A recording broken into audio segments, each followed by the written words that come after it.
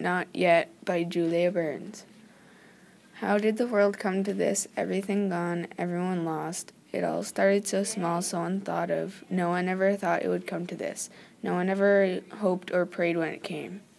The sickness was quick, spread like wildfire across the nations.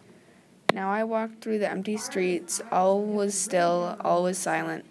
The clamp of my heavy boots on the cobblestone road echoed through the tall, faded buildings that loomed over me. My heartbeat was slow, though I could hear it pounding in my chest. Smoke arose into the frosty air with every breath I took. I lifted my head to look at the gray sky.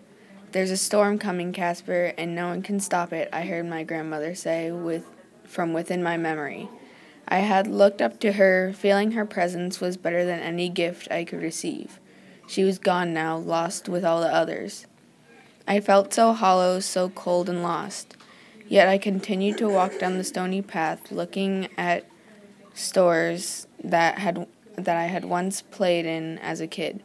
Looking at the bakery, I remember the day it had opened when I was a small boy. I remember good old Mr. Pickens kneeling down in front of me, handing me a large cake which had orange frosting, wishing me a happy 7th birthday. That was 16 years ago, but it was the best memory I hold before the sickness reached us. I let a small smile crawl across my face, but it was soon brought back down as I looked at the rotting foundation and the dulled letters that spelled out bakery best in town. A flickering light was the only thing lit inside the building. I could still smell the sweet smell of newly baked bread and pies that used to come from the windows. I continued my way down the street. Small droplets started to hit the stone without sound.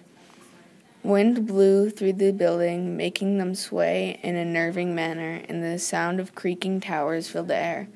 The wind blew my hat off. I attempted to grab it, but the wind blew it through the buildings. I don't know how, but it seemed to weave through the buildings, not hitting a wall once and keeping exactly out of my reach. The wind seemed to carry me, like it wanted to show me something. I realized my surroundings and noticed I was heading towards my old home. These streets were haunted with old memories and the days that we had to bring the bodies of people dropped one by one through the town. Realizing I couldn't bear to see the building that I used to live in, where I had seen my family die, I quickly leapt into the air, outstretched my arms in the effort of grabbing my hat. My hand grasped the leather rim and felt my chin hit the ground with full force, and a sharp pain ripped through my skull. I felt warm liquid emit from my mouth and nose, and the world around me spun. I put my arms below me and lifted, but they shook and quickly sent me down to the ground. The rain began to fall harder, and soon my body was completely wet.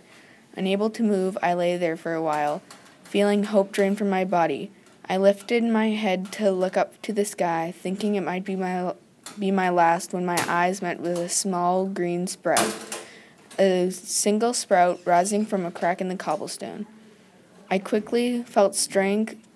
suddenly felt strength run through my body, and I lifted my torso from the rain-soaked ground, and I was soon on my feet. Power surged through me, and I screamed in triumph at the sky. I screamed in rage and fear and loss.